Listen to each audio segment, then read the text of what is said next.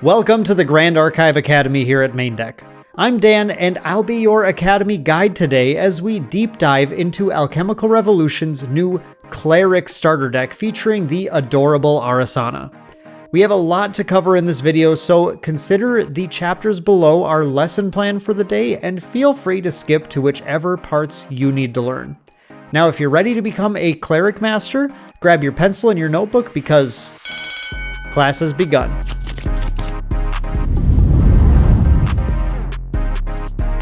Let's begin our lesson for the day by making sure you're all in the right place. Now, the starter decks in Alchemical Revolution not only each feature a new champion and focus on a different element, but they each have a different level of complexity to help players find the deck that best fits their personal preferences and playstyle. The Cleric deck features the water basic element and focuses on the fan favorite new Cleric champion, Arisanna. The playstyle of this deck is generally on the control end of the spectrum, meaning your goal is to live long enough to turn the game around into your favor and win by gaining huge value, playing powerful advanced element cards late into the game. The Cleric utilizes new herb tokens to brew potions, which she can employ to heal herself, contend with threats, or push for the win. Those herbs can also be used for their own special effects, or to draw cards with her level 2. As such, the Cleric deck has a massive range of options to choose between every single turn, making it a good fit for players who enjoy finding less obvious strategies and complex sequences of play.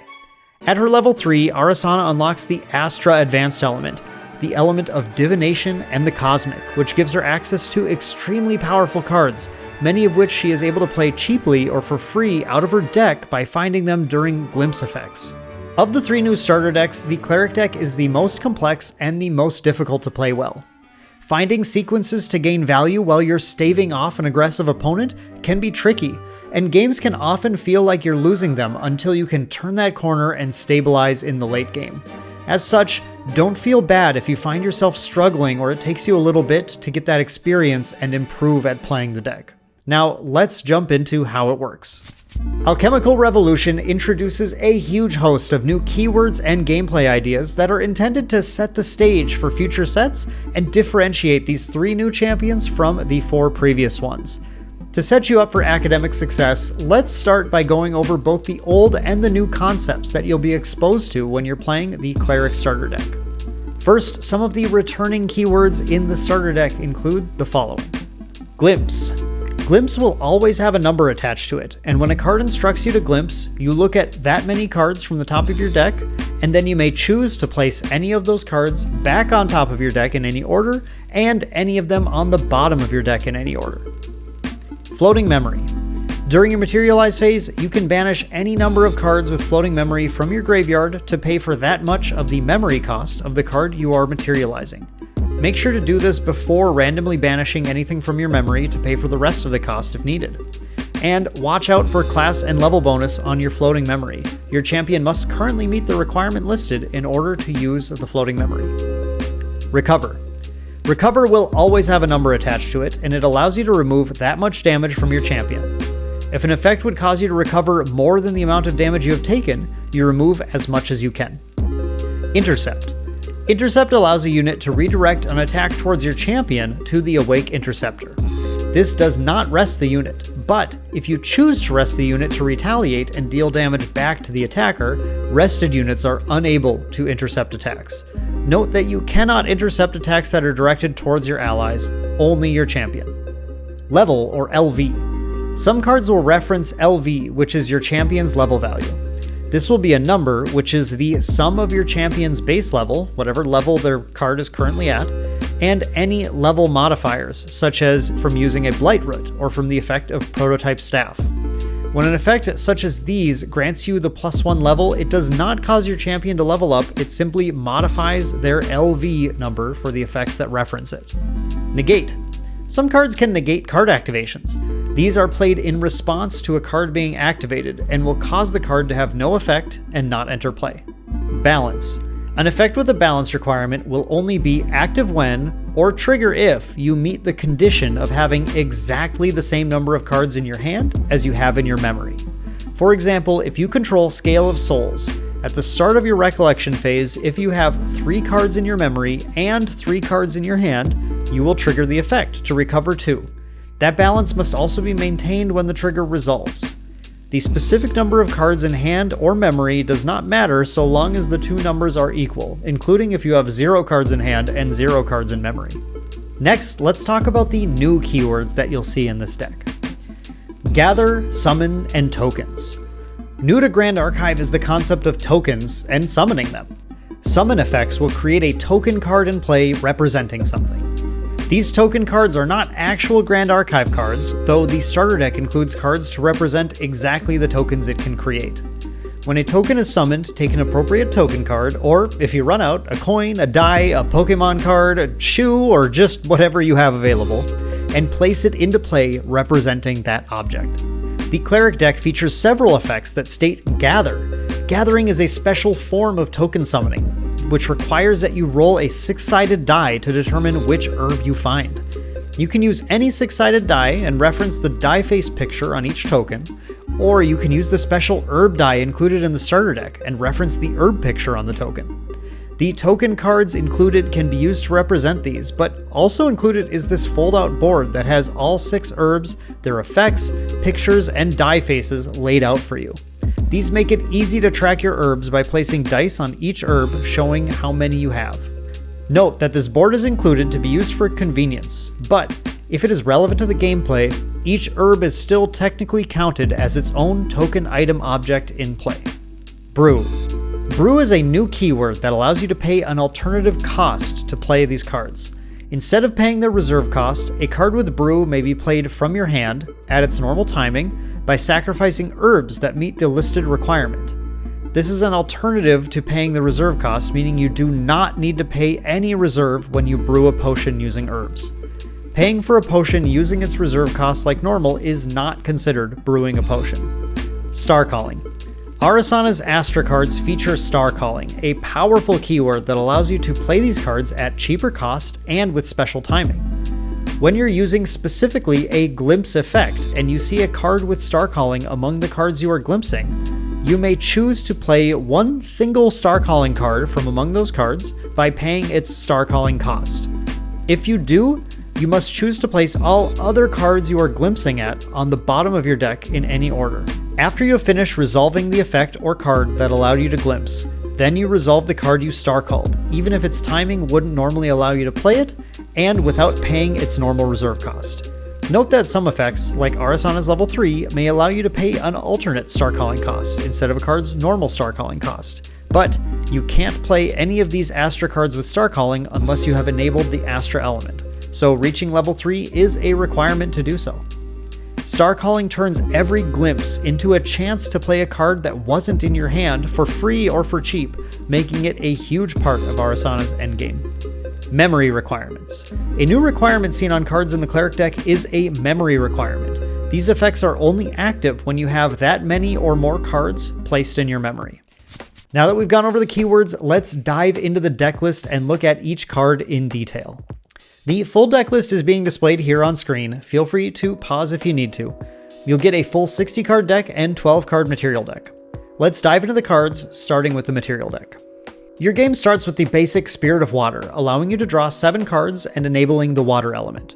Arisanna's levels 1, 2, and 3 are next. Arisanna's level 1 simply gathers you 2 random herbs when you reach it, and her level 2 does it again. But her level 2 also gives you a new inherited effect, which means you'll still have access to this effect even while you're on level 3.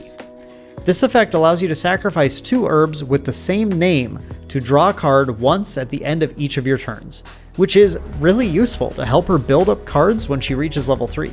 At level 3, Arisanna enables the Astra element and has a powerful effect. Once per turn, you may pay 0 instead of a card's normal Star Calling costs. Once per turn means you can do this once on each of your turns and once on each of your opponent's turns, so you'll want to start glimpsing as much as possible on both players' turns to try to gain the full value from this effect. Let's look at the herb breakdown next. There are 6 different herbs divided into adjuvants and catalysts, and roots, flowers, and leaves. In addition to using them to brew potions or to draw cards with Arisanna's level 2 effect, roots can be sacrificed to gain +1 level value for the turn, flowers can be sacrificed to recover 1, and leaves can be sacrificed to place a card from your hand on the bottom of your deck and draw a new card.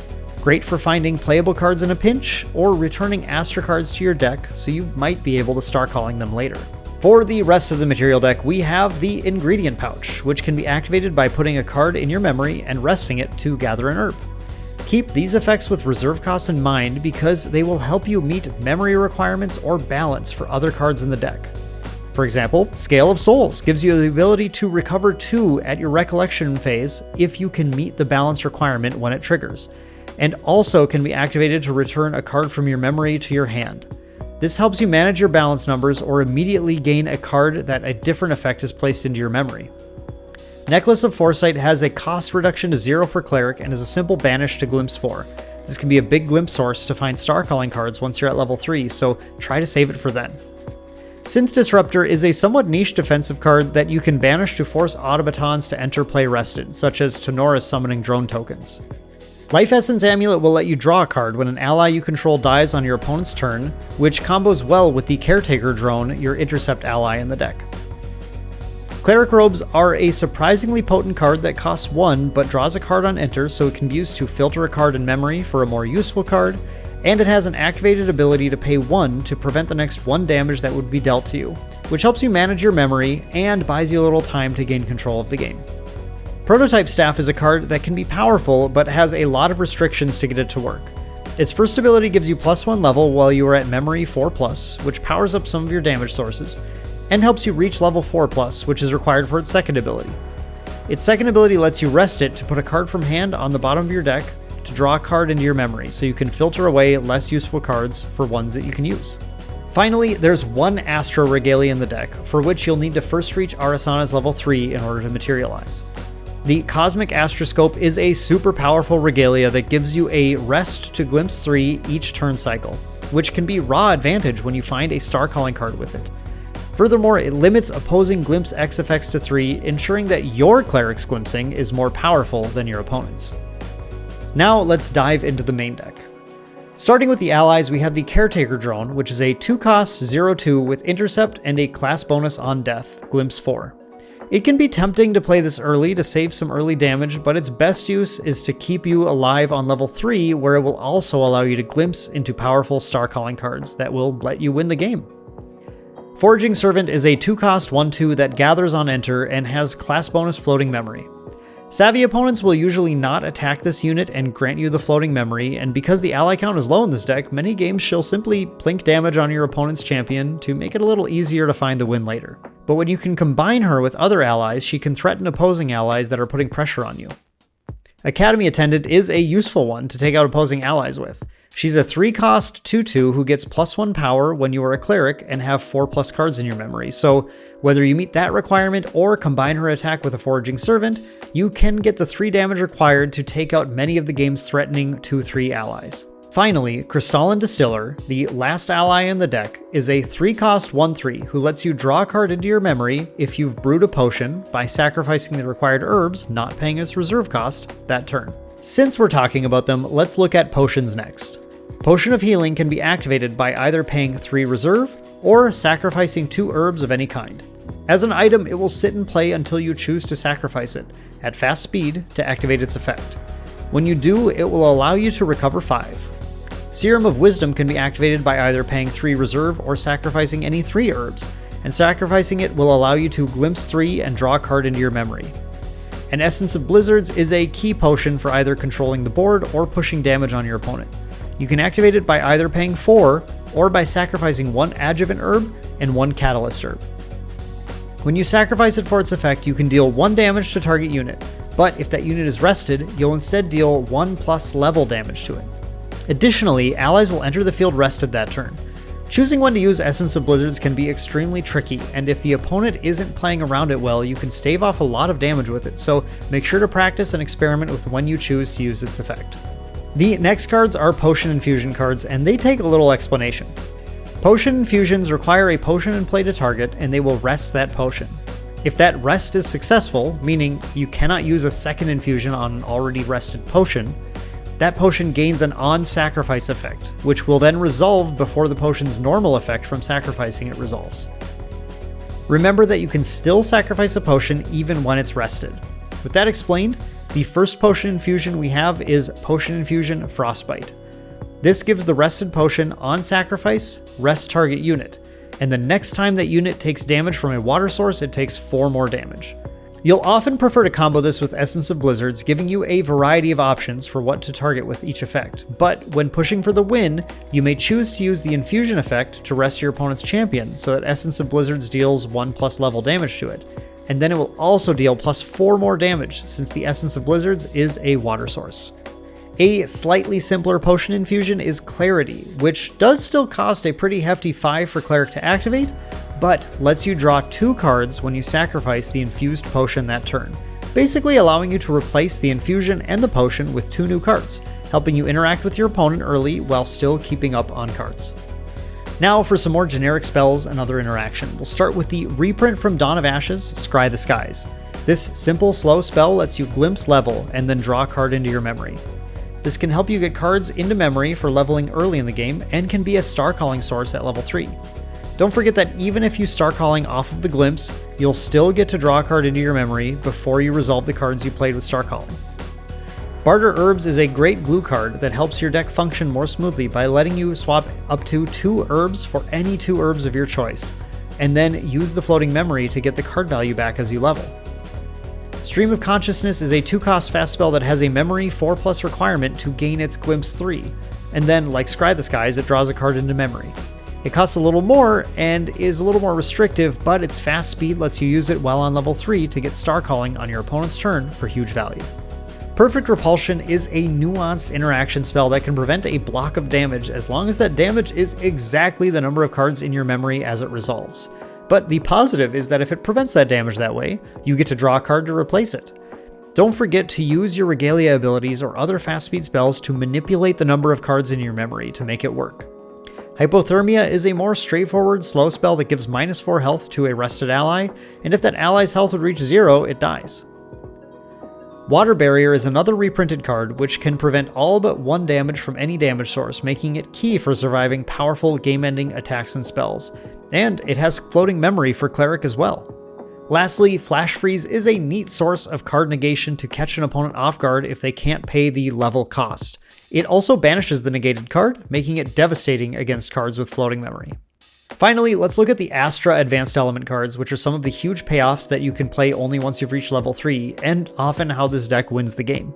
Like all other Sight spells, Astra Sight is a 0-cost fast speed spell that can draw a card in some way. For Astra Sight, it actually has Star Calling 0 built in, so it's a free cast while glimpsing, and its effect is to glimpse 1 and draw a card, potentially getting you another Star Calling effect.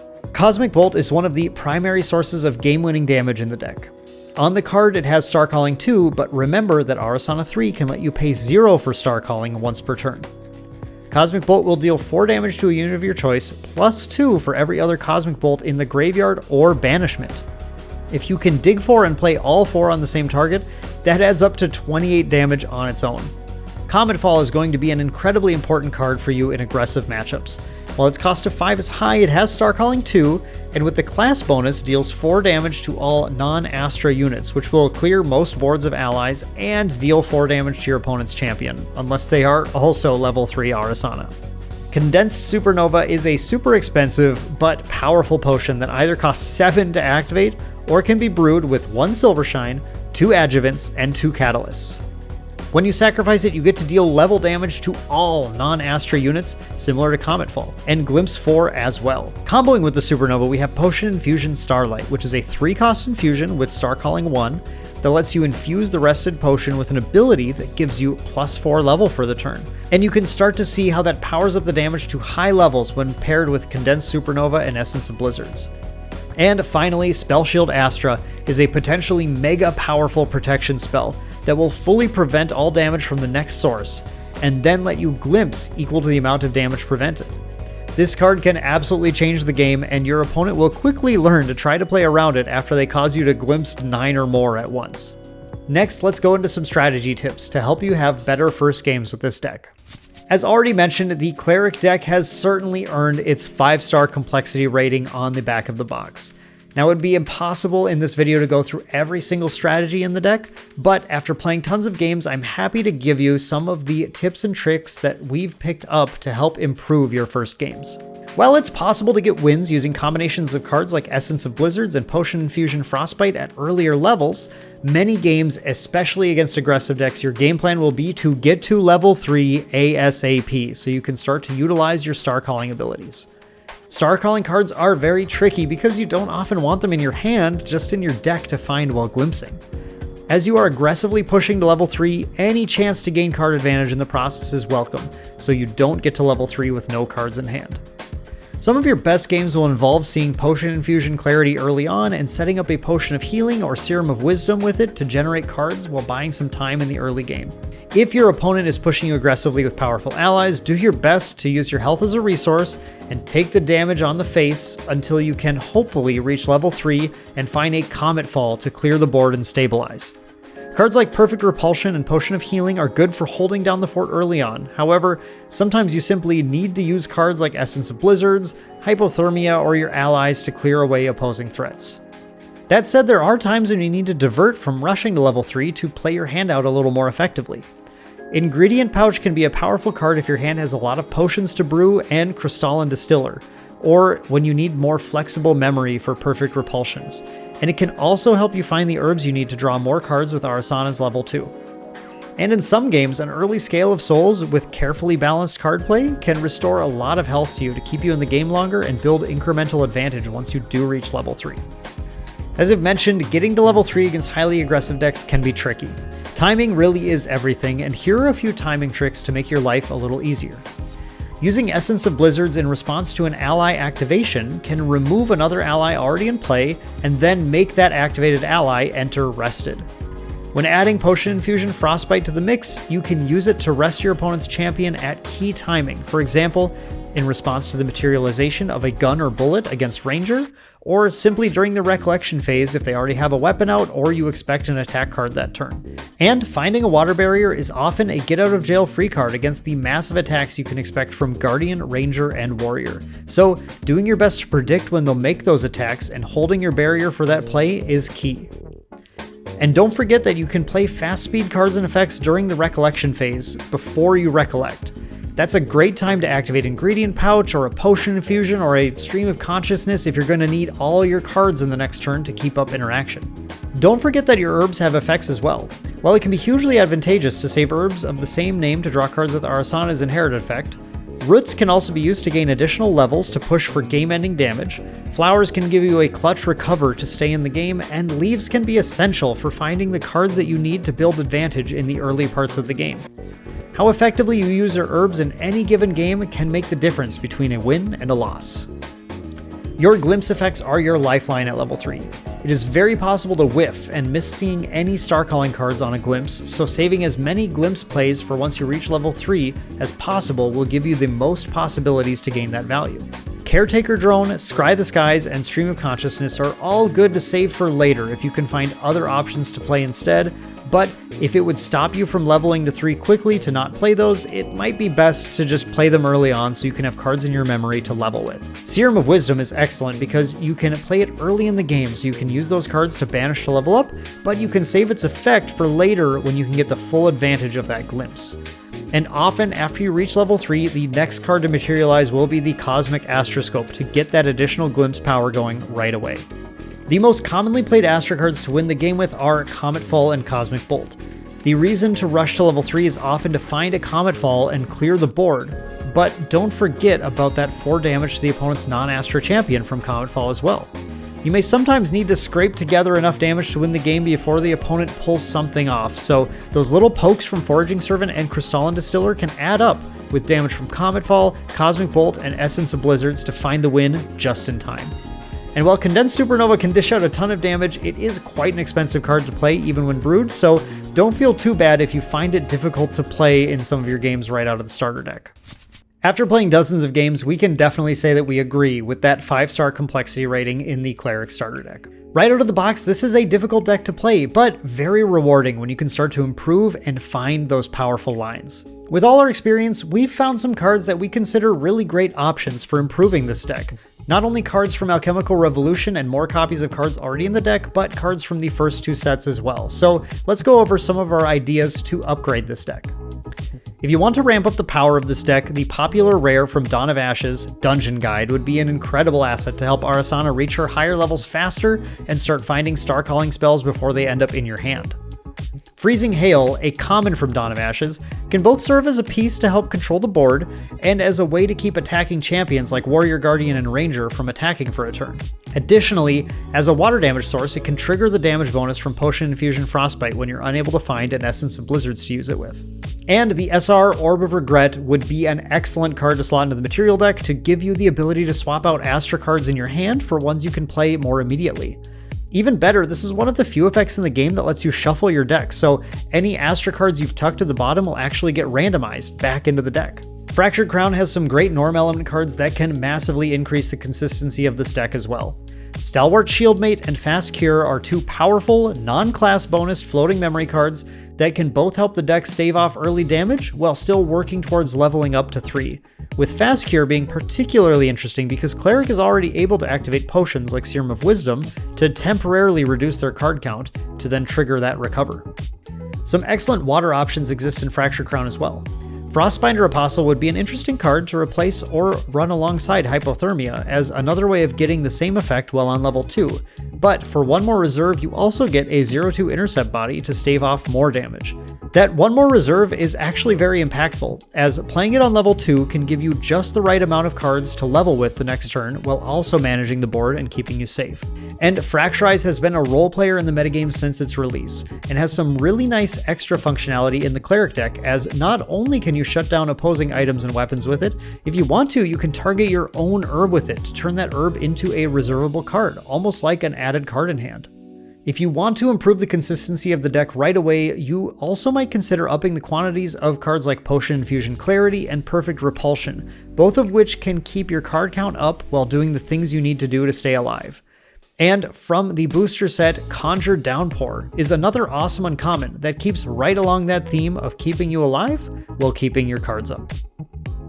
The Cleric deck as it is can be challenging to play, but highly rewarding to win games with. And I'm sure with a little bit of this tweaking, you will make it an absolute menace for your opponents. Either way, if this complex, option-packed gameplay is your style, I'm sure you will love Arisanna's new Cleric starter deck in Alchemical Revolution. Now for your next class, feel free to click on either of these videos. One is our lesson covering the Guardian starter deck, and the other is our friends at TM32 covering the new Ranger starter deck. I hope you enjoyed that one. Thank you so much for watching, and class is dismissed.